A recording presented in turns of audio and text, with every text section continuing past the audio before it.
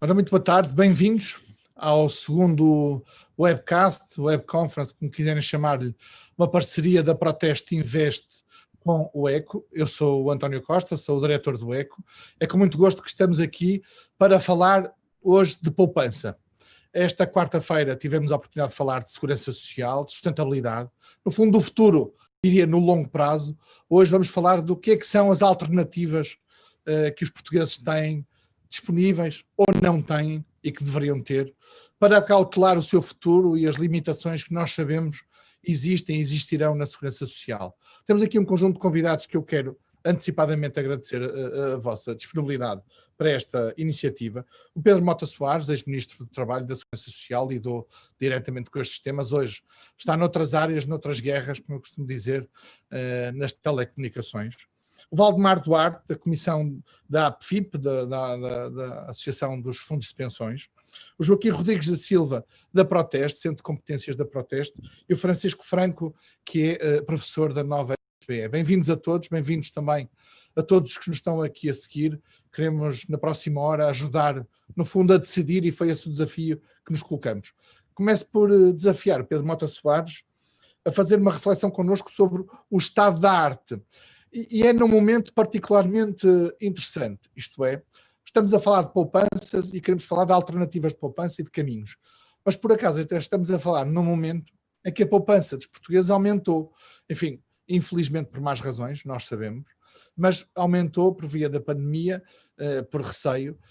E o tema é, obviamente sabemos, os números dizem-nos, é poupança conjuntural, nomeadamente depósitos, não é poupança estrutural, em fundos de longo prazo, em outras alternativas de investimento. Pedro, que avaliação faz, até com a sua experiência naquele ministério, que avaliação faz do que é que são hoje alternativas à poupança dos portugueses? Elas existem de facto ou não? Muito boa tarde, António. Eu queria agradecer muito ao ECO e à DEC Proteste o convite para estar aqui hoje com este painel de gente muito ilustre, que ainda por cima sabe muito desta matéria. E para responder diretamente à pergunta, eu sempre considerei que um dos maiores problemas que o sistema de segurança social tem é o facto de nós termos uma taxa de poupança em Portugal muito, mas mesmo muito baixas. Nós temos um sistema em que sabemos que a média das pensões é uma média muito baixa. Nós estamos a falar de uma média de pensões na Segurança Social que não chega aos 500 euros, está na casa dos 480 euros, portanto é uma pensão média muito baixa, nem seja já um bocadinho mais elevada, mas no grosso da Segurança Social as pensões são muito reduzidas e, ao mesmo tempo, não existe poupança em Portugal. Aliás, a única poupança, entre aspas, exagerando aqui um bocadinho, que as famílias têm é a poupança que fizeram para comprar uma casa, para investir em casa própria, e essa poupança, ainda por cima, não tem liquidez. E por isso mesmo, é verdade que neste momento, por causa da pandemia, a poupança subiu em Portugal, mas se nós olharmos para os últimos anos, se nós olharmos de 2015 até 2020, antes da pandemia, a verdade é que, mesmo com algum crescimento económico, as famílias portuguesas não aumentaram a sua capacidade de aforro. Pelo contrário, até houve uma diminuição do aforro das famílias. E isso é extremamente preocupante para quem, olhando para o futuro, percebe que nós temos um problema sério na segurança social em Portugal. Temos um problema sério porque o modelo tem muitas dificuldades e falaram muito sobre isso ontem. Acho que neste momento não vale a pena nós estarmos a imaginar um quadro estrutural de reforma da segurança social. É intelectualmente um exercício interessante, mas do ponto de vista político, no quadro político, não é possível fazer esse mesmo exercício, e por isso mesmo, como um amigo meu diz com alguma graça, é uma reflexão inútil, e as reflexões inúteis só nos conduzem à melancolia. E eu acho que nós temos de, perante este quadro que temos para a nossa frente, pensões muito baixas, uma taxa de substituição no futuro ainda mais baixa. Vejam o que os quadros da APFIF que têm produzido, que a OCDE também tem produzido. Nós podemos estar a falar de taxas de substituição daqui a relativamente pouco tempo, para a geração que hoje está a trabalhar, na casa dos 50%, 60%, e, portanto, pensões ainda mais baixas. E, como é óbvio, não é a 5 anos ou a 10 anos da reforma que as pessoas começam a poupar estruturalmente, têm de começar a fazê-lo muito mais cedo. E, por isso mesmo, eu sou daqueles que acho que era muito relevante, mesmo num quadro político em que não há capacidade de fazer uma reforma estrutural da segurança social, pelo menos dar alguns passos para que as famílias, para que os portugueses, para que os trabalhadores possam ter mais capacidade de aforro, e acho que fazia sentido pensarmos em criar, no quadro legal mesmo, ainda que de forma voluntária, mas faz sentido nós pensarmos em criar alguma espécie de capacidade de aforro, alguma espécie de suplementos para a reforma, que eu acho que deviam ser criadas do ponto de vista voluntário, deviam ser criadas voluntariamente, mas que devem ser dado aos trabalhadores essa possibilidade de hoje mesmo terem mais mecanismos em que possam começar a forrar, a poupar para o futuro, porque senão teremos um grande problema no futuro de uma nova geração de pobreza de trabalhadores e de pensionistas, porque o que nos dizem os números, quando nós olhamos para eles, é que as pensões futuras vão ser significativamente mais baixas, pelo menos na sua taxa de substituição, do que as pensões atuais. E isso é um grande desafio, penso que até para a minha geração, e penso que será também um dos temas que vai estar aqui na mesa hoje à tarde. Sim, é um desafio que eu vou gostar de colocar também aos nossos outros convidados. Valdemar Duarte, na verdade, há hoje instrumentos de poupança alternativos e disponíveis para os portugueses suficientemente atrativos, isto é, até tendo em conta o que é este momento conjuntural. Como é que é possível transformar esta poupança, que é conjuntural digamos, muito em depósitos, em produtos de poupança que sirvam de facto e efetivamente, ou que complementem de facto o que é expectável nesta taxa de substituição, que é um ponto muito importante, que é a diferença entre o último salário, no fundo, e a primeira pensão. Bem, antes de tudo, agradecer à DEC e ao ECO o convite. A pergunta encerra uma resposta que é um bocadinho bipolar. Portanto, existe e não existe. Ou seja, existe uma oferta ampla de produtos e, portanto, ela está à disposição. Eu acho que a qualidade, e já agora estou aqui num fórum em que temos a DECO ainda a semana passada, no âmbito da Europa, estive com uma apresentação da Better Finance com as rendibilidades da poupança para a reforma nos vários países europeus, e os valores que lá apareceram não envergonham os valores portugueses. Portanto, em termos de produtos, acho que temos produtos com qualidade para os clientes. A questão fundamental é o push, ou seja, também ainda há dias, com uma conferência feita promovida pela APS, foi divulgado um estudo da Insurop, a Associação Europeia de Seguradoras, e constatou-se que Portugal era dos países que estava mais sensibilizado para poupar e que manifestava mais intenções de poupar no conjunto da população europeia. E depois o que nós vemos é que a população portuguesa não poupa e, fundamentalmente, não poupa em instrumentos de poupança de longo prazo. E porquê é que será? Primeiro, porque os instrumentos de poupança de longo prazo que existem, estão disponíveis, e já falarei um pouco sobre eles, não são incentivos para lhes tornar a falta de atratividade pela perda de liquidez, ou seja, se eu tiver de imobilizar aquilo que aplico, eu gosto de ter qualquer coisa em troca. Se não tiver, eu deixo o meu dinheiro à disposição de o voltar a usar quando muito bem precisar dele. E, portanto, não existe um estímulo para que a imobilização seja premiada. Por outro lado, e isto acho que é ainda mais importante que isso, porque o estímulo que é necessário não precisa sequer ser muito pesado, como já foram antigamente os bons benefícios fiscais dos PPR. Eu acho que devem aumentar, mas não precisam sequer de ser tão elevados. A questão é o ambiente que existe em termos de mensagem que é transmitida para a população. E, portanto, quando se transmite que a Segurança Social pode viver sozinha e que as pensões dos portugueses podem contar exclusivamente com a Segurança Social e poupam para a reforma, o podem fazer e o devem fazer, mas numa base supletiva de poder acrescentar mais qualquer coisa a algo de bom e certo que já se tem. Também em termos de saúde, e agora falar disto, quando o Serviço Nacional de Saúde deve ser protegido, tem os seus riscos, mas o que acontece é o Estado apresenta-se como omnipotente e omnipresente. E, portanto, não conduz mensagens para a população no sentido que devem acautelar o futuro e inclusivamente o presente quando têm restrições de rendimento. E, portanto, essa falta de mensagem é extremamente importante para conduzir as pessoas para a poupança. Em termos de produtos, eles existem, eu acho que vamos falar mais à frente sobre isso. Temos os PPRs, temos fundos de pensões, temos novas soluções de rendimento para pessoas que estejam em situação de reforma. Portanto, há uma panóplia bastante grande de produtos. Temos os fundos de pensões, a nova lei ganharam reforço de governação e de importância e transparência para os participantes e beneficiários.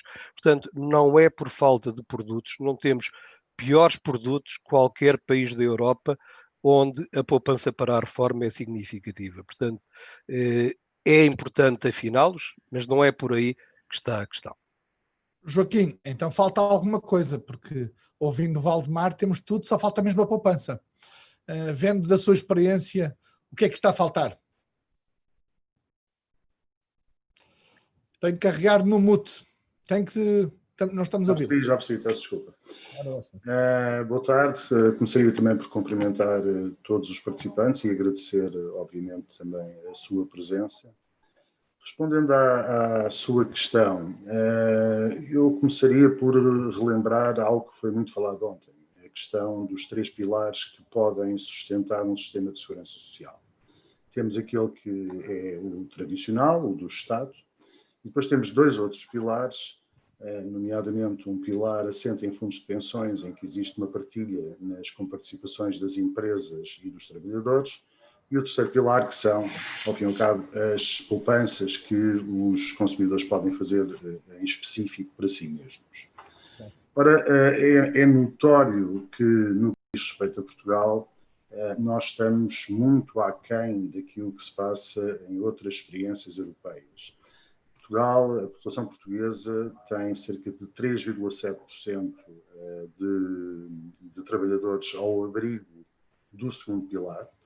Isto significa que são poucas as empresas que criam fundos de pensões para os seus trabalhadores poderem beneficiar de um complemento. E há experiências noutros países que chegam aos 80%, o caso da Holanda, o caso da Dinamarca e da Suécia, a Alemanha tem mais de 50%, enfim, estarão num patamar diferente de maturidade relativamente a este segundo pilar. E, de facto, em Portugal, aquilo que nós sabemos é que só as grandes empresas é que criam fundos de pensões e, talvez, no que diz respeito a este segundo pilar, um dos passos que podem ser já dados é que as empresas comecem a pensar nestes fundos como uma componente remuneratória interessante a apresentar aos seus trabalhadores, quer àqueles que já estão, quer no recrutamento de futuros trabalhadores. O terceiro pilar, aquele onde a Proteste investe e a DEC Proteste estão mais presentes. O Valdemar Duarte já os mencionou, os produtos que existem são os planos de poupança-reforma, seja na forma de fundos ou de seguros. Temos alguns fundos de pensões também de acesso por parte de particulares. Temos os certificados de reforma, que são geridos no setor público. Eles existem. Há muitos que são efetivamente bons e eu diria que existe aqui a necessidade de uma mudança de mentalidade tão cedo quanto possível para que a poupança comece a acontecer de outra maneira. Vimos ontem que na demografia não podemos mexer. O João Peixoto demonstrou claramente que vamos ter largos anos, e mesmo que comecemos agora a fazer alguma coisa, só daqui a muitos anos é que teremos, de facto, resultados das políticas que possam ser adotadas neste momento. E, portanto, hoje aquilo que se pode fazer é ou aumentar a idade da reforma ou diminuir o valor das pensões. Portanto, de alguma maneira, é preciso começar a mudar as mentalidades dos portugueses para que eles próprios possam fazer alguma coisa de diferente. O que é que me parece muito importante? Desde já, aquilo que o Pedro Mota Soares já referiu, já não é possível começar aos 40. Nós próprios, na Proveste Invest, dizíamos, bom, quando chegar aos 40 anos, deve começar a preparar o seu plano de poupança-reforma para conseguir complementar aquilo que vai perder devido taxa de substituição, neste momento anda em 65%, mas o Pedro Mota Soares já referiu que em breve estará nos 50%. Mas hoje já não o dizemos que deve ser aos 40%, nós já dizemos que deve ser tão cedo quanto possível. E o fator de capitalização de começar cedo é muito importante.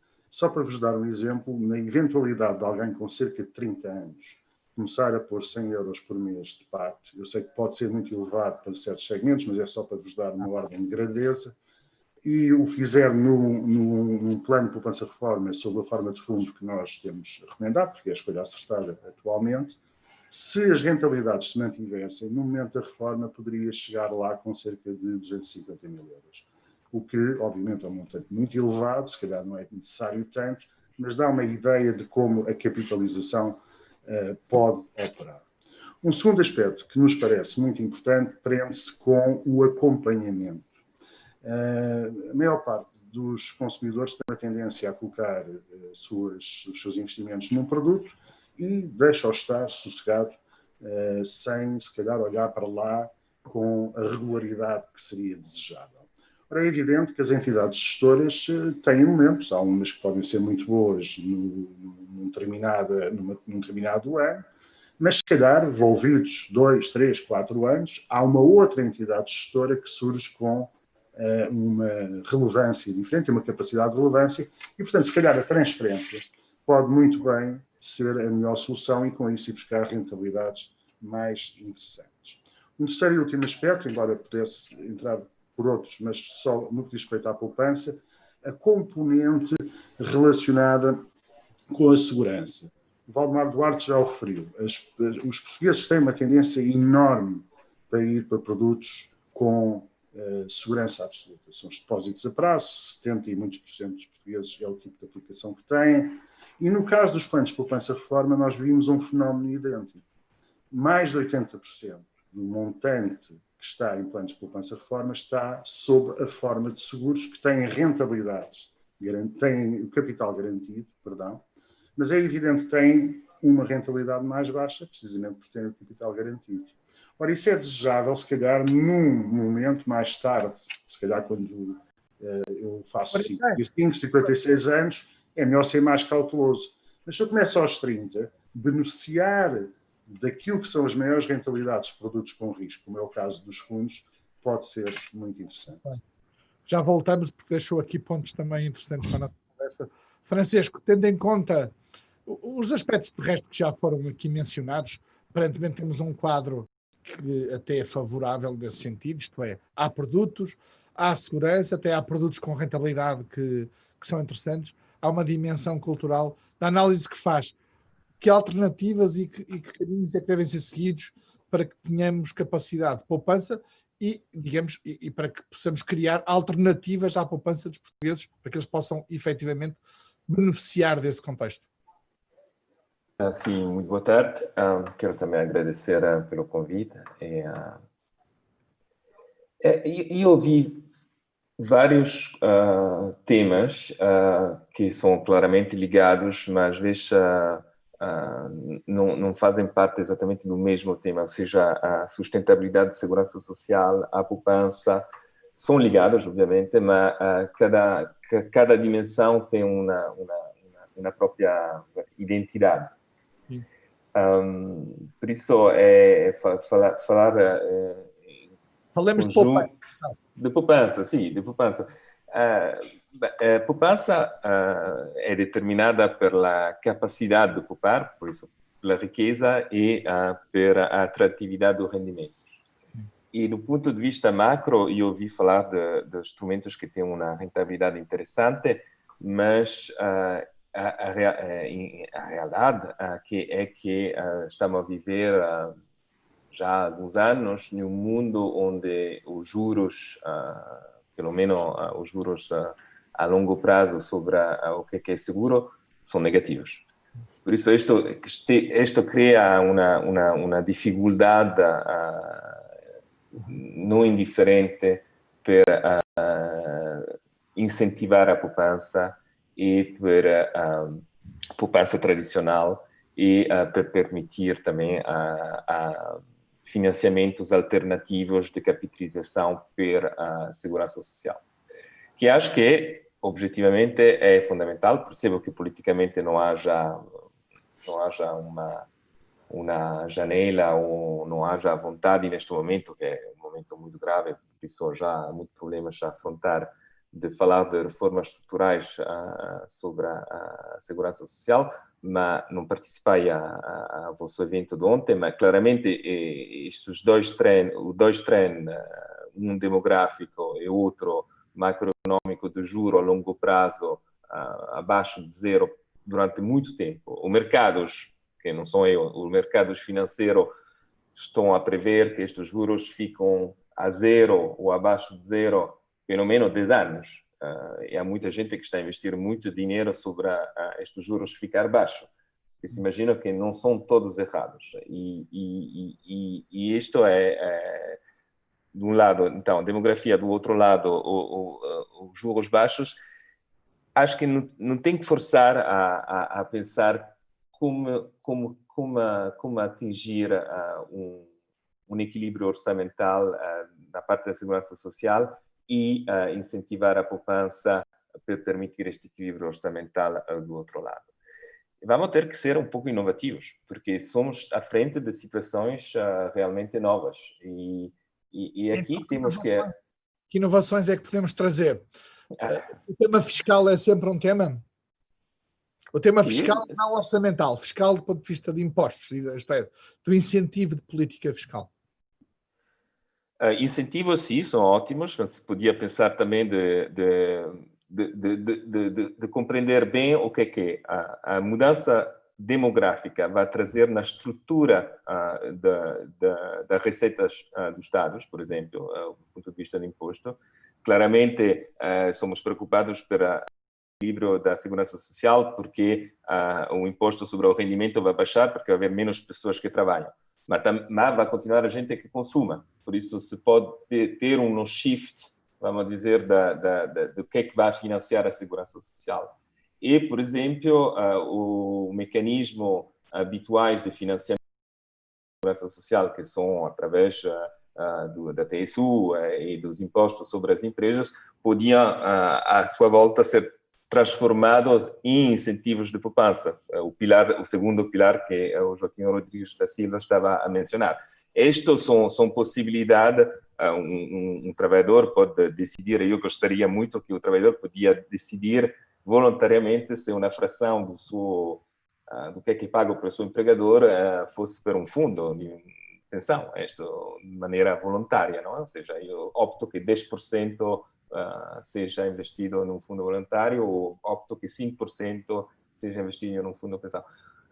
Estou a falar de reformas estruturais importantes, mas eu não sei se são reformas corretas, mas temos que começar a antecipar que estes desajustamentos de um lado macroeconômico e de um lado demográfico vão ter impactos bastante rapidamente. Sim, sim. E esse é um ponto importante. Pedro, eu gostava de trazer à discussão e de voltar a insistir neste segundo pilar. Ontem falou-se alguma coisa dele, mas numa perspectiva, diria, de longo prazo. Pedro Mota Soares acompanhou diretamente, teve em concertação social com confederações patronais e sindicais. O que é que falta para que este segundo pilar tenha, de facto, efetividade? Ou voltamos sempre ao mesmo tema? Isto é, isto não se consegue por outra via, senão por incentivos fiscais, seja para trabalhadores, aforradores, leia-se, seja para as empresas. Sim, claro que os incentivos fiscais são isso mesmo, um incentivo. Eu percebo que em Portugal, numa estrutura económica, que é uma estrutura muito baseada em pequenas e médias empresas, nós estamos a falar de mais de 90% da nossa material, como um tecido empresarial de empresas muito pequeninas, como é óbvio, tem-se mais dificuldades em criar instrumentos como estes. Isto é muito disperso, a nossa realidade económica nesse sentido é muito disperso, e mesmo quando nós olhamos hoje para os fundos de pensões que as empresas têm, estamos quase sempre a falar de empresas com uma dimensão muito grande. E é exatamente por isso que eu acho que neste momento, mesmo numa altura em que nós não conseguimos convergir relativamente a uma solução, a alguma tentativa de reforma na segurança social, podemos e devemos dar alguns passos que criem esse mesmo incentivo. E eu acho que aqui o incentivo não é só fiscal, também pode ser um incentivo legal. Eu tenho defendido nos últimos anos que devia ser criado um suplemento para a reforma que funcionasse voluntariamente e da seguinte forma. Qualquer trabalhador que entre no mercado de trabalho passa a descontar 1% e passa a descontar 1% com liberdade de escolha. O Valdemar já disse há pouco, em Portugal nós temos felizmente muitos instrumentos e para mim a liberdade de escolha não é só liberdade de escolha entre instrumentos privados, é liberdade de escolha entre os certificados públicos de reforma que existem, liberdade de escolha entre fundos mutualistas que também existem e depois, como é óbvio, os produtos privados.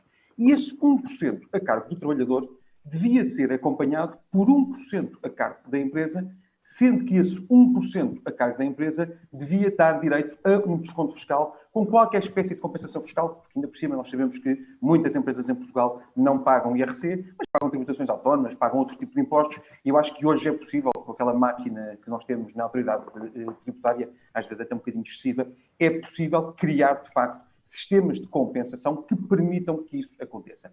E acho até que um sistema como este devia ser criado, mais uma vez, voluntário, de forma voluntária, mas devia ser criado da seguinte forma, um bocadinho como os ingleses fizeram. Quem entra no mercado de trabalho automaticamente é inscrito, portanto, se quiser fazer um opting-out, tem sempre essa possibilidade de fazer um opting-out, mas era preferível que ele fosse automaticamente inscrito. Nós sabemos, isso aconteceu, por exemplo, em Inglaterra, que grande parte dos trabalhadores acabam por ficar dentro deste mesmo sistema. E eu até acho que o financiamento via fiscal é interessante, mas nós até podemos ter outros instrumentos para pensar em como é que podemos financiar esta matéria. Eu acho que numa altura em que, nomeadamente do ponto de vista do mercado de emprego, o mercado de emprego está infelizmente a virar, e portanto com mais desemprego, nós não podemos criar aqui qualquer mecanismo que desincentive a criação de emprego. E, portanto, onerar ainda mais as empresas, onerar ainda mais, quer diretamente, quer através de custos de contexto que hoje pesam muito sobre as empresas, seria um grande erro nesta altura. Mas hoje há mecanismos. Estou a pensar, por exemplo, nas contribuições que são feitas para mecanismos como o Fundo de Compensação de Trabalho e o Fundo de Garantia de Compensação de Trabalho, em que se desconta também 1%. Convém que nós agimos um bocadinho para os números. Este fundo hoje está muito, mas mesmo muito capitalizado para além das suas necessidades. Se calhar faz sentido discutir em concertação social com os parceiros sociais, quer representantes de empregadores, quer representantes de trabalhadores. Pode fazer sentido discutir se deve ou não se deve, por exemplo, alocar esse 1% que neste momento está a ser pago ali para uma forma de nós garantirmos maior aforro e, acima de tudo, pensões melhores no futuro. Eu acho que este é, de facto, um grande desafio nacional. Quando nós, Portugal neste momento tem algo que me impressiona imenso, nós não conseguimos consensualizar uma solução, mas muitas vezes nós nem sequer conseguimos consensualizar a radiografia.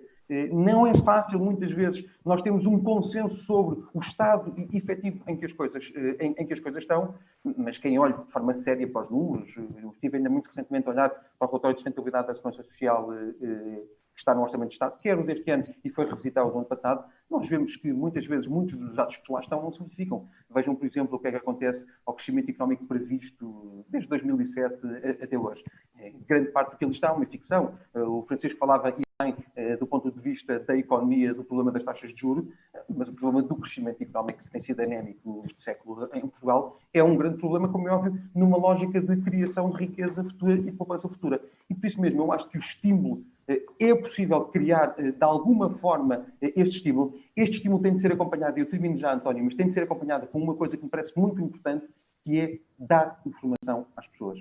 Eu acho que ainda hoje, grande parte dos portugueses não conhece o sistema, como é que o sistema funciona. O nosso sistema é um sistema de pay as we go, mas ainda hoje as pessoas me perguntam, mas onde é que está o dinheiro? Eu descontei, onde é que está a minha caixinha com o dinheiro?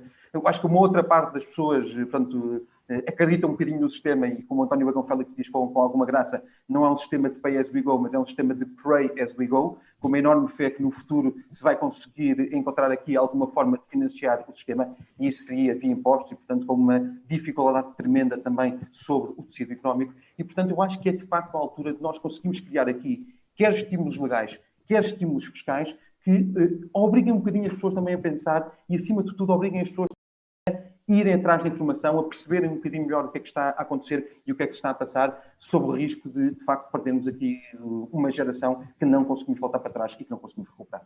O tempo nesta discussão é crítico. Valdemar, eu também tenho que lhe perguntar se os fundos de pensões, as seguradoras, estão a fazer o que devem. Eu trago aqui o número para a nossa discussão. O Estado tem, como dizia há pouco Pedro, também produtos de poupança, já que tem captados nesta altura cerca de 30 mil milhões de euros nos produtos de poupança públicos. O setor privado... E 20 milhões, e 20 mil milhões em fundos de pensões. E 20 mil milhões em fundos de pensões, muito bem.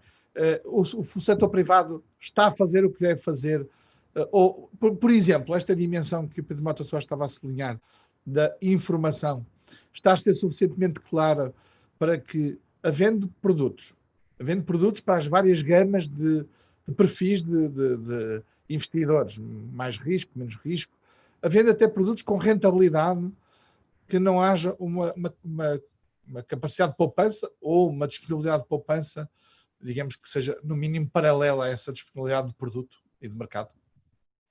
Bem, eu vou fazer um bocadinho de batota. Eu vou pegar em algumas coisas que foram ditas e vou tentar dar a minha opinião. O Francisco falou no ambiente de taxas de juro e que ele se está a prolongar e vai prolongar por um prazo considerável. E isso significa, e o Joaquim falou e bem sobre isso, que neste momento viver com risco zero ou com risco muito baixo pode ser extremamente interessante para aplicar poupanças no curto prazo, mas é extremamente penalizador e perigoso para aplicar poupanças de longo prazo. E, portanto, para aplicar poupanças de longo prazo é necessário introduzir o fator rendimento. As contas que o Joaquim fez não as auditei, mas sei que o fator capitalização é importante e posso dizer que em 40 anos 1% de rendimento a mais permite ter mais 40% ou 50% sensivelmente no conjunto daquilo que se aplica e, portanto, é preciso ter rendimento. Para ter rendimento é preciso ter risco e para ter risco é preciso saber assumir risco, é preciso ter informação sobre o risco, é preciso jogar com variáveis como diversificação, dispersão, uma gestão de risco muito cuidadosa, introduzir um fator que é extremamente importante e que ainda está arredado do vocabulário nacional e que está a aparecer, que é a palavra sustentabilidade e os temas de questões de ambientais, sociais e de governação dentro dos investimentos. Portanto, esta é uma questão. Já volto à parte da pergunta.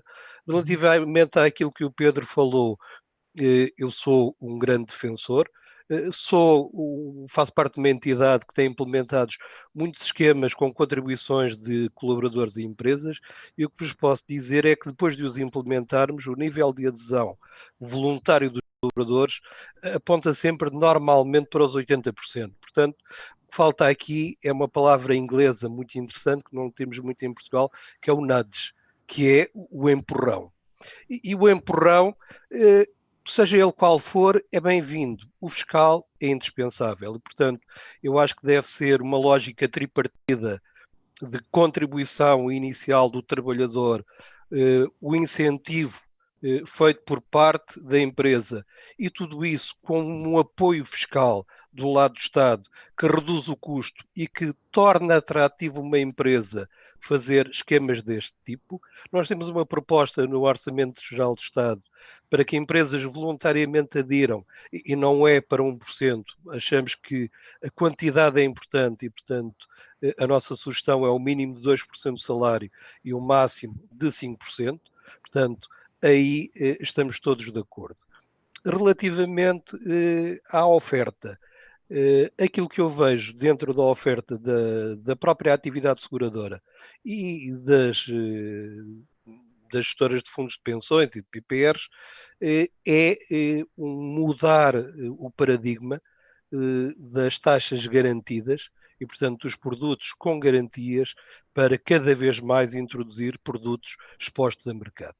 Portanto, quem faz em seguradoras e em fundos de pensões e em PPRs tem um horizonte de investimento ou um horizonte de aplicação da sua poupança de médio e longo prazo e, portanto, o que é necessário é informação e literacia no sentido que os produtos expostos a mercados estão sujeitos a oscilações. Nós temos este ano, exemplo, nós em março parecia que o mundo ia acabar e que as rendibilidades iam tender para zero e isso foi um mês. No mês seguinte existia uma recuperação.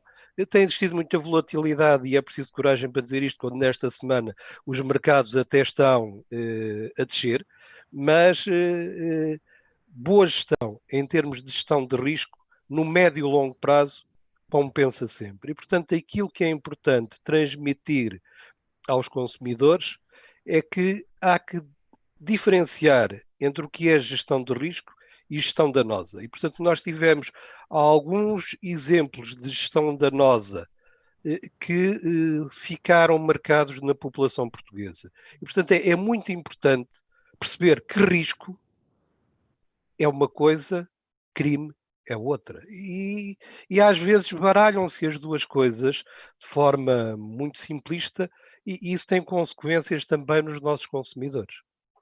Joaquim, temos tido uma evolução do perfil de pedidos de esclarecimento, de informação que chegam à Proteste em relação a este tipo de produtos de poupança. Como é que tem avaliado, como é que avalia essa dimensão da parte de quem é sócio Proteste? António, permita-me só juntar uma nota à parte fiscal antes de responder à sua pergunta. Um aspecto que nós temos defendido também, no que diz respeito à fiscalidade, prende-se com o regime que é aplicado aos produtos orientados para a reforma, ou seja, os planos de poupança reforma, os fundos de pensões para a reforma e os certificados de reforma, que têm realmente um regime muito favorável. Como sabem, há benefícios fiscais à entrada e as taxas de IRS que são aplicadas à saída, desde que respeitados os requisitos para o efeito, são manifestamente mais baixas. 8%, quando sabemos que os outros produtos, os outros fundos, por exemplo, os depósitos a prazo, têm 28% sobre os ganhos subjacentes. Ora, um dos aspectos que talvez ajudasse também é uma maior disponibilidade de os consumidores portugueses pouparem para a reforma, é que a fiscalidade não operasse em função do produto, mas em função do objetivo a que se destina. Se quiserem, no sentido de que, se eu quiser optar não por um plano de poupança-reforma sob a forma de fundo, mas num fundo, digamos, normal, entre aspas, porque não devo eu beneficiar das mesmas condições fiscais, desde que naturalmente me comprometa a manter o produto pela maturidade subjacente à reforma e desde que diga isto é efetivamente para a reforma. Porque assim conseguimos alargar o leque de opções que os consumidores dispõem. E, portanto, isso talvez fosse um contributo para aquilo que temos estado a abordar sobre uma maior abertura dos consumidores para a poupança para a reforma.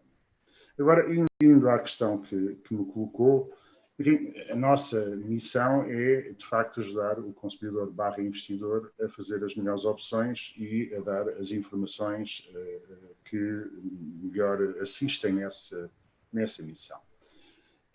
Há, efetivamente, ao longo do tempo, uma maior disponibilidade daqueles que são nossos associados, nossos subscritores, a irem para os produtos que nós recomendamos.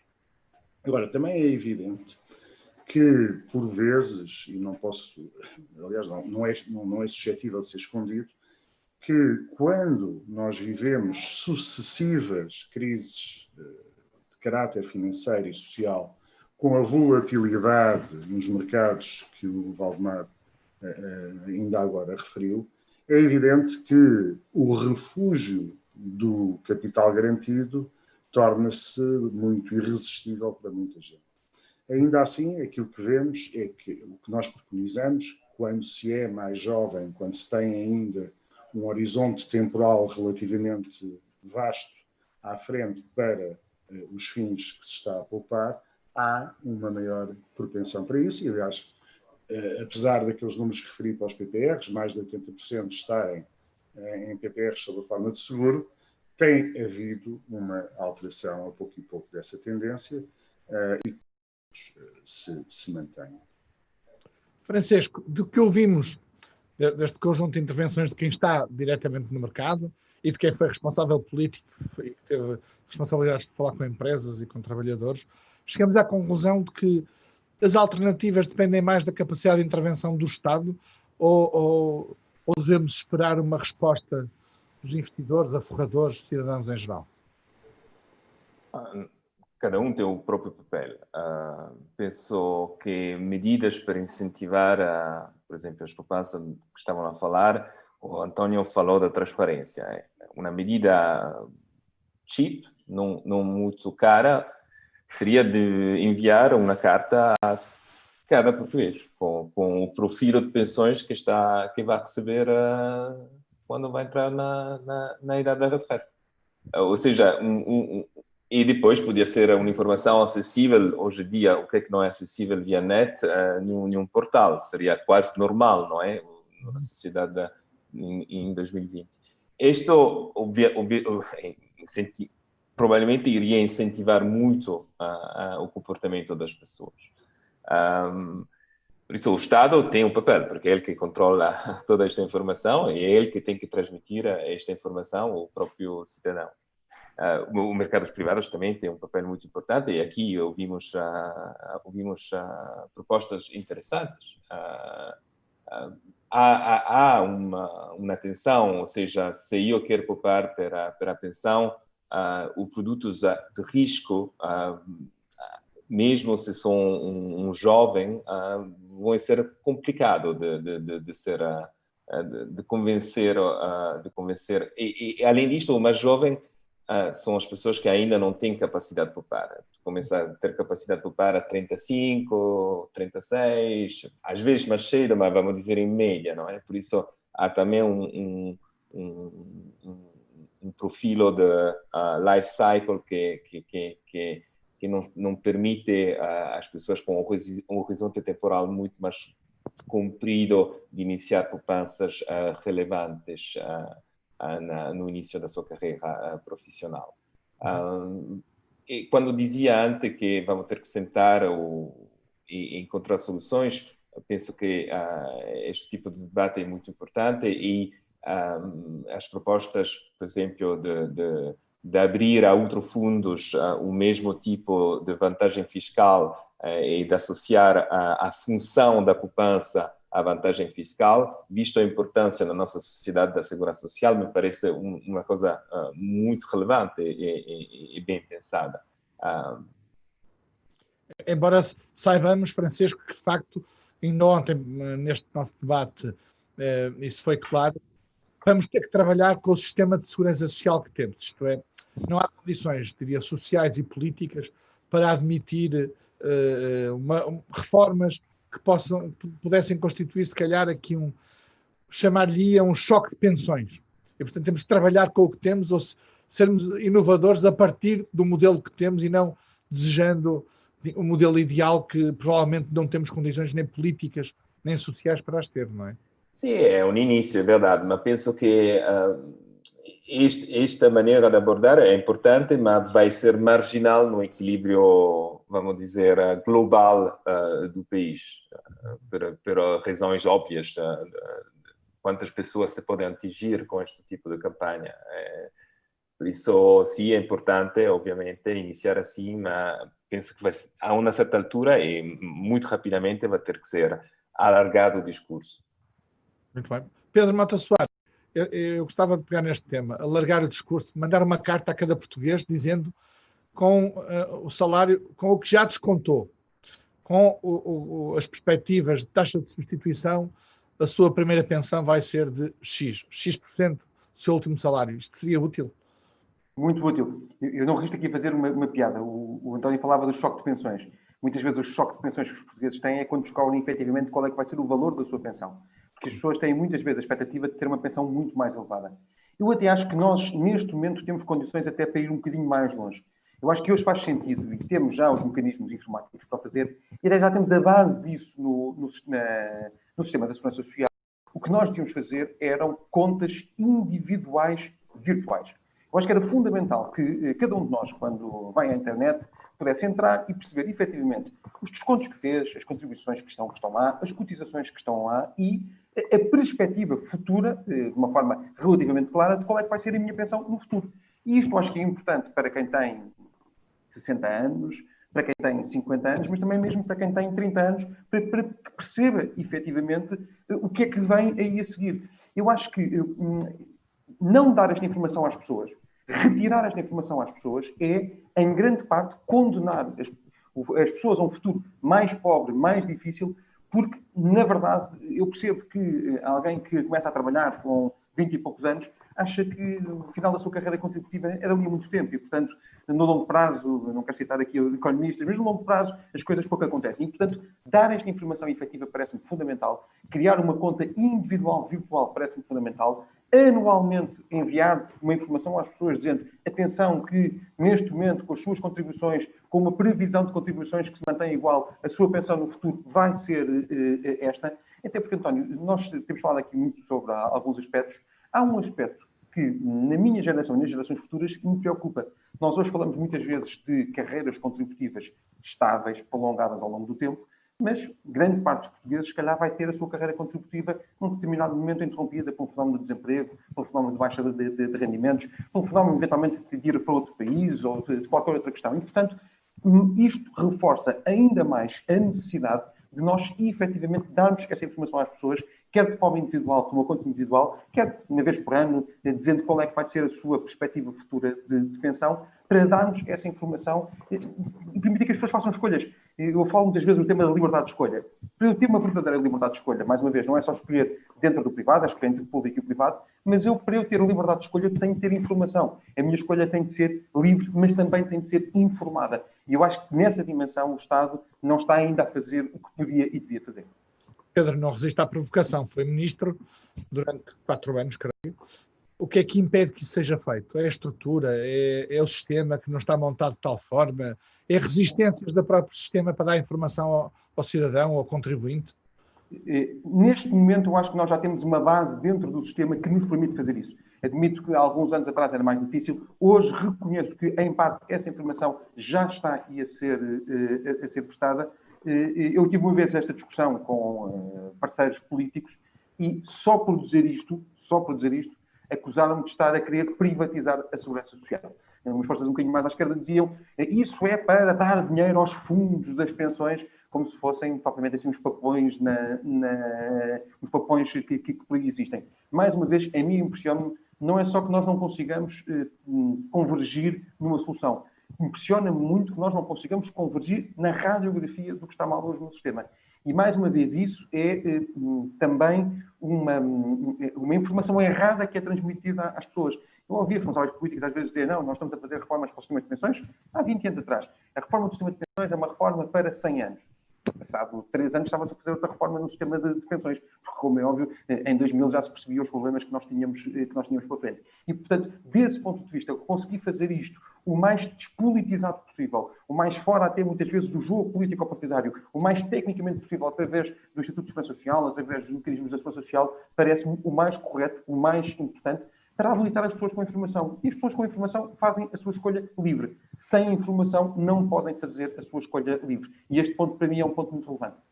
Estamos a chegar ao fim da nossa conversa, mas eu quero desafiar, quer Valdemar, quer Joaquim, digamos, a sintetizar, ou se quiserem sugerir a quem vos batesse à porta para pedir opções de escolha para a poupança, o que é que diriam?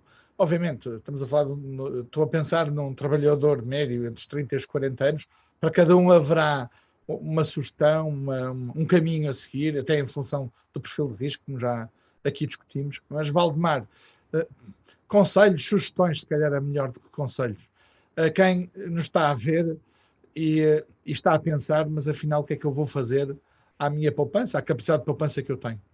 António, eu vou responder quer para o indivíduo, quer para a empresa.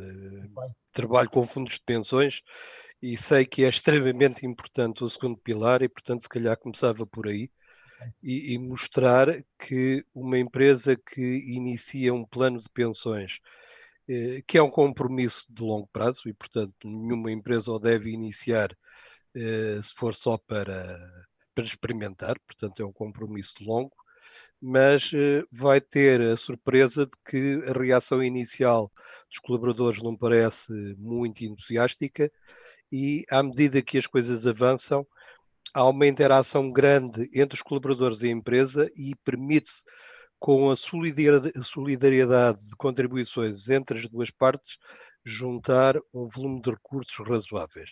Claro que, como disse, acho que é indispensável existirem estímulos laterais e quando estamos aqui a falar da poupança, estamos a falar nela a nível micro e individual, mas nós temos que nos preocupar com a poupança e a poupança de longo prazo. E a Comissão Europeia está a lançar e vai lançar um produto pan-europeu para poupança individual, que é o Pan-European Pension Product, a nível europeu, porque constatou que é necessário ter intervenções neste nível. Está também, através de um estudo publicado este ano e que está a avançar, o High Level Forum para o mercado comum de capitais, com 3 iniciativas no lado das pensões e que têm a ver com tudo isto que falámos até aqui, que é haver um painel de controle em que se meça de forma objetiva a sustentabilidade e a adequação dos sistemas, é o tracking, que é a informação anual para o participante e recorrente, para que ele veja como é que a perspectiva da sua pensão vai evoluindo ao longo do tempo, e é o auto-enrollment, que é a conjugação destes mecanismos de vertente fiscal e legal para conduzir as empresas e juntando também a contratação coletiva e, portanto, a concertação social. Para o cliente particular que tem de poupar, ele deve pensar que se vai poupar e se é alguém com uma idade intermédia, o deve fazer numa perspectiva de médio e longo prazo. E, portanto, o grande desafio que eu deixo a esse particular é que se ele vai aplicar o dinheiro em instrumentos com garantia, o que ele vai ter é zero ou muito próximo de zero. E, portanto, no longo prazo, o que ele vai ter é poder de compra que vai ser perdido. E, portanto, o passo que ele tem de dar é começar a ganhar consciência que tem de assumir algum risco no seu investimento. Claro que numa lógica de life cycle, numa lógica contida, mas sem risco nenhum, o cliente não vai ter rendimento. E é isto que todos nós temos de passar para os clientes. Os produtos existem PPRs, existem fundos de pensões, existem seguros, existem com as duas vertentes, com a vertente garantida e sem ser garantida, e portanto quem não quer correr qualquer risco, corre um risco muito grande, que é, quando chegar daqui a 40 anos, o valor que ele foi aplicando tem um poder de compra muito inferior a esse mesmo dinheiro, porque ele foi perdendo poder de compra em termos reais. E, portanto, pensando que não se está a correr risco, está-se a correr um risco muito lento, muito silencioso e extremamente perigoso. E, portanto, no conjunto dos operadores que existem no mercado, e junto aqui também os fundos de investimento que são um tipo de produto que pode ter e tem uma perspectiva de aplicação de médio e longo prazo, existem produtos suficientes para que os clientes não estejam exclusivamente ou quase exclusivamente a aplicar as suas poupanças em depósitos e em produtos com risco muito baixo. Muito bem. Joaquim. Eu separaria em duas áreas. No conjunto das poupanças possíveis que um consumidor faz ao longo da sua vida, eu diria que há duas regras muito importantes. Uma é a diversificação. E se quiserem, estamos nós agora aqui a falar de produtos com capital garantido e sem capital garantido, se calhar é desejável fazer uma repartição algo equilibrada entre aqueles que efetivamente têm esse capital garantido e aqueles que oferecem algum tipo de risco e, de alguma forma, depois também uma rentabilidade maior. Porque, enfim, às vezes os ciclos familiares são sujeitos a oscilações e, portanto, pode ser necessário ter poupanças que não estejam vulneráveis, digamos assim. Um segundo aspecto que nos parece importante tem a ver com a periodicidade regular. É muito importante, especialmente nos que têm risco, é muito importante que as poupanças sejam feitas de uma forma regular. É isso que permite que consigamos apanhar os bons momentos em que os mercados, se calhar, estão em crescimento, ou estão mais baixos e vão crescer, e compensar aquilo que vai acontecer, que são os momentos em que os mercados não estão a crescer, que poderemos perder algum dinheiro. No contexto específico da reforma, eu diria exatamente o que o Valdemar Duarte referiu. Se estamos longe da reforma, é de todo desejável que optemos por produtos que não tenham capital garantido, mas que tenham, em contrapartida, uma rentabilidade superior. Estamos já a 10 ou menos anos da reforma, se calhar é preferível não correr certo tipo de riscos e procurar um produto com capital garantido. E também convenhamos, há seguros PPRs que apresentam taxas de juro que não são nada de extraordinário, mas que ainda assim estão acima daquelas que são praticadas pelos depósitos a prazo. E, portanto, se eu tenho 56, se calhar não é mal pensado ter alguma prudência e ir para esses seguros PPR. Francisco, nós não falamos disso diretamente, e agora mesmo para terminar, mas algumas das questões que nos chegaram de quem nos está a ver tocam num ponto sensível que é, na verdade, com salários baixos, como é que se poupa? E esse é outro problema, é outro desafio que eu deixo aqui à Proteste para promovermos numa discussão seguramente. Mas, Francisco, aqui o tema da produtividade, obviamente, não pode estar indissociada desta nossa discussão de capacidade de poupar, porque estamos a falar verdadeiramente agora para quem tem capacidade de poupança. Há quem nos esteja a ver e gostasse de ter alguma ou mais, e o tema da competitividade, produtividade do país é também uma discussão a ter neste contexto, não é?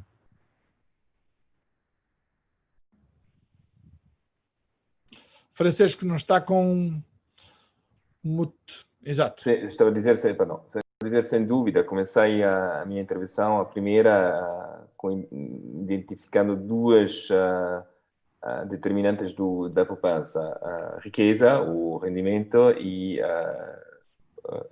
a riqueza e o rendimento. E efetivamente, a riqueza, o rendimento mensal de uma pessoa são duas componentes do que determina a poupança. E sim, o salário médio português é muito baixo. A poupança é um conceito relativo, ou seja, a taxa de poupança é relativamente a quanto ganha. Não digo que os salários não têm que aumentar, mas vamos dizer relativamente ao consumo. Por isso há sempre, não é o nível que conta a partir de um certo nível. Claro que quando o nível é muito baixo do salário mínimo, há muito pouco espaço, não? Sem dúvida. E aqui, o António estava a dizer bem, é um problema que não se resolve pouco tempo, é um problema de produtividade do país. O Pedro Mota Soares falou de crescimento. Claramente, os nossos dois países, não, agora são português, mas vamos dizer, são italiano ainda, e os nossos dois países têm uma taxa de crescimento inexistente nos últimos 20 anos, com poucas exceções, mas alguns anos, mas muito, muito baixos. E a poupança aplicada ao investimento produtivo é claramente um dos motores para permitir o crescimento de ser mais rápido e de se transmitir a salários mais altos. Este é um canal fundamental que é uma das funções de incentivar a poupança. Por isso, sim, isto não podemos dizer que vai acontecer muito rapidamente, mas é um dos mecanismos que nós temos que iniciar.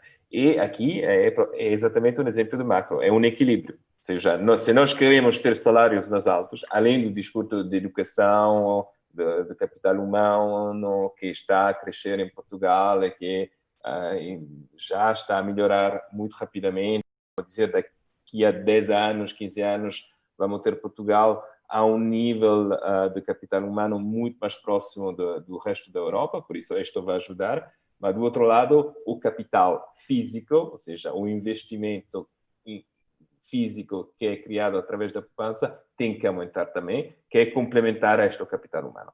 e isto vai... Mais rapidamente conseguimos a incentivar esta força macroeconômica, mais rapidamente vamos ter salários mais altos. Muito bem. Obrigado pela vossa participação. Permitam-me uma síntese. Começar a poupar cedo, muita informação, muita transparência e muita informação a chegar aos cidadãos em geral. E um ponto que me parece muito importante e que foi transversal à nossa conversa desta tarde, que é esta relação do segundo pilar das empresas e dos trabalhadores, que pode ser um caminho dentro do sistema que temos hoje para conseguir, digamos, criar alternativas de poupança a pensar no curto prazo, mas sobretudo, diria, na reforma. A Proteste Investe também quero agradecer, foi um gosto. Quem esteve a assistir poderá voltar a ver esta nossa web conference no site do ECO, estará disponível em breve e também nas redes sociais e, portanto, e também aos nossos convidados, mais uma vez, muito obrigado pela vossa participação e pelas vossas reflexões. Boa tarde a todos. Boa tarde. Boa tarde.